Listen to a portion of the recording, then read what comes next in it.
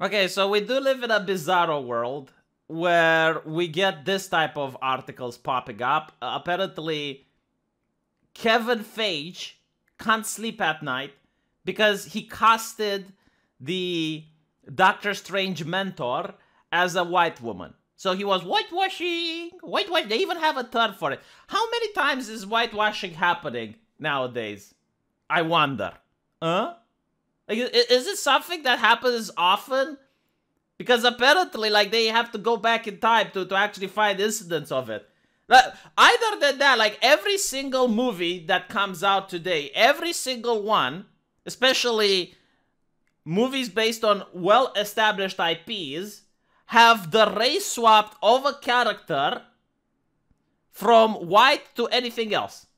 Perfect example, Melina from Mortal Kombat. Mortal Kombat is a franchise that already has black people in it.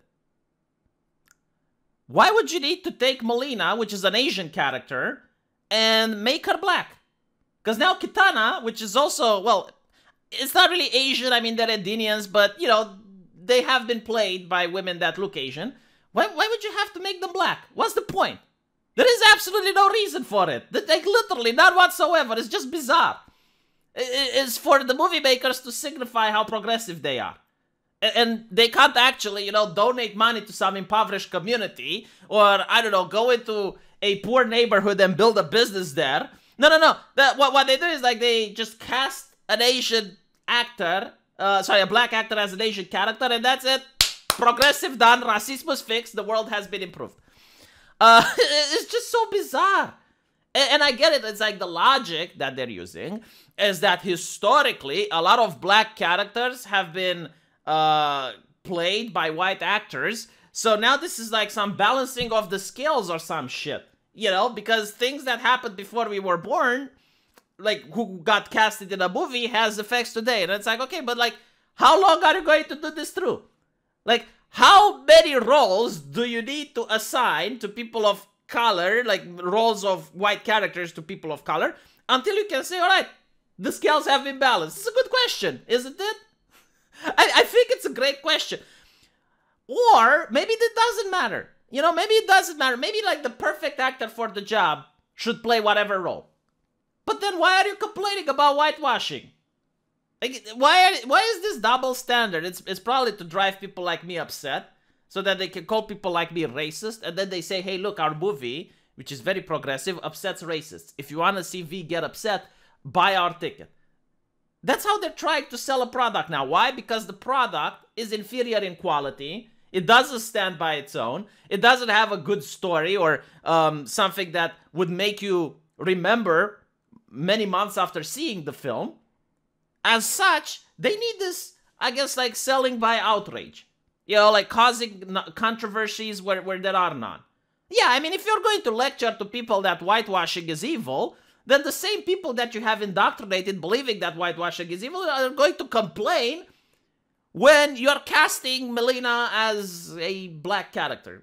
Which, again, like, Mortal Kombat already has black characters. Like, it's got Jax, it's got his daughter. You can even add a new character. I mean, Mortal Kombat is a very expansive universe. You can add another character that's black. Why would you have to do this? You know, this makes no sense.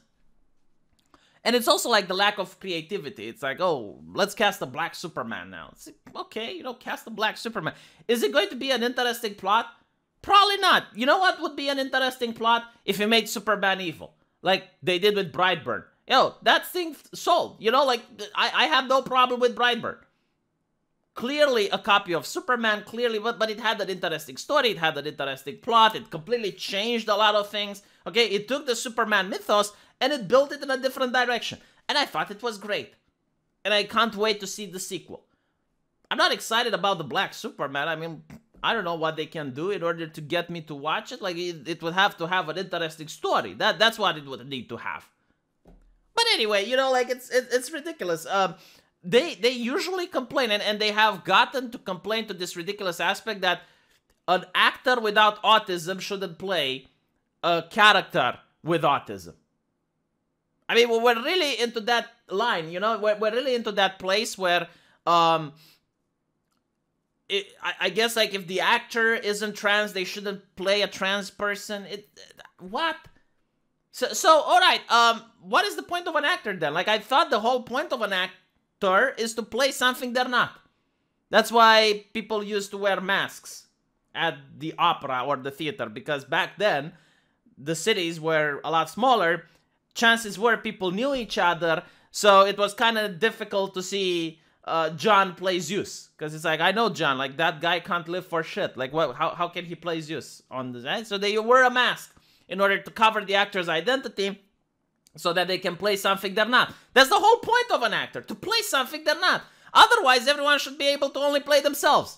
Like you're telling me that unless an actor has cancer, they can't play a cancer patient in a movie? Why is it just to mental illness is limited? Like why is it just like if the actor doesn't have autism, then he can't play a character with autism? Like why is just the mental illness? Why not like unless he has a broken spine, he can't play Charles Xavier?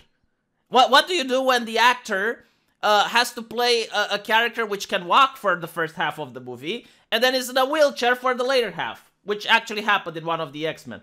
Do you get a twin? You know, one twin that is stuck in a wheelchair and one twin that can still walk? Or do you cripple the actor mid-film? Like, how do you do it? But like, again, like, when did we as a society even agree to these ridiculous standards? Because, like, if you go on forums, if you go where people actually talk about the movies, very few people give a shit about this. Very few people even care. It's like, last time they created the controversies, like, they found 20 people on Twitter that complained, and they took those 20 weirdos and they ran them into some bigger article from a mainstream publication, and it's like, oh, look, the mainstream publication claims there's a controversy. Well, if 20 people are able to make a controversy, like, I'm sure, you know, everything is a controversy, even this video, huh? It's very, very bizarre. But what's even more interesting is that it actually hides the real reason why this character was whitewashed to begin with. Do you know why? They claim that the reason Doctor Strange's mentor was whitewashed was because they didn't want to fit with Asian stereotypes. Which in a way is kind of true, right? I mean, didn't they freak out about Iron Fist or whatever? You know, like every time you put a Japanese or an Asian character in a movie and they do Kung Fu or they do martial arts, oh my god, the Asian stereotype, oh, Orientalism, oh. Okay, so you're not allowed to do that, right? But if you put a white guy, oh, you're whitewashing. So nothing you do is going to please these people, which, well, it's working as intended. I mean, the reason these people constantly make these criticisms is because they want positions of power. That's literally it. It's like, hey, you know what? Like, if you put us in charge of your sensitivity department, you know, like your diversity department or whatnot, you pay us money, we're going to make sure that we stop criticizing you. That's what it is. It's a shakedown. But that's not the real reason this character got whitewashed. I'll tell you what the real reason is. It's China. Simple as. This character, you know, for you, for me, for the progressives, it's Asian. But surprise fucking surprise, not all Asians are alike. You know, and in this particular case, if I'm not mistaken, she would have been Tibetan. So, yeah, it would upset China to like, have a character on the big screen from Tibet. They don't like that shit. Right? So because of the Chinese censor, they cut her out. You know, the Chinese censor is very powerful. You know, they pay their homophobia tax. Look at the TV shows that are very progressive in the West, and you'll see that you can't name a single, not one TV show in recent memory that does not have a gay couple in it. I'm not saying it's a bad or a good thing. I'm just pointing out it exists. All right? Every single show that has came out after 2016 has a gay character in it. Try to name one that doesn't. You're going to see that you're already struggling, all right? Now, let's apply the same logic to the big picture, to Hollywood. How many movies do you know that has gay characters in them? Like, you're going to struggle really hard trying to find a couple. And even those, maybe they have like one shot, you know, like they did in the recent Star Wars movie. Like, they had like two women kissing, like for a very brief period. It was like 3 or 4 seconds on the screen. Do you know why that is? Because China pays the homophobia tax. Yes, that's right. You know, And while they're talking about, oh, we're whitewashing, blah, blah, blah, the same company, Disney, covers up black actors on their posters when they film in China. So look at the Chinese poster for Black Panther in China and the poster for the United States. Look at the Star Wars poster with Finn, the first Star Wars bullshit movie that Disney made. Look at the one, how it looks in China. Look how it looks in Hollywood, right? We're not going to talk about, notice how the actual controversies, like the legitimate racism, which actually happens by these corporations, isn't being called out. Instead, you get this. You know what this is? Smoke and mirrors. That's what it is.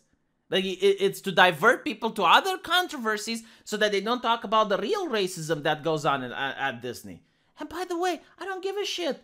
Disney is a company that should be making money, right? If the Chinese audience demands a certain sensibility, I wouldn't care if they made a movie for China and one for the US. I don't think companies should change the world, but they do think that they should change the world. They do think they're responsible for changing the world. So maybe we should start holding them responsible. You know, bring this up on every forum you go. Talk about this. Spread the message until it's way too loud for them to suppress it.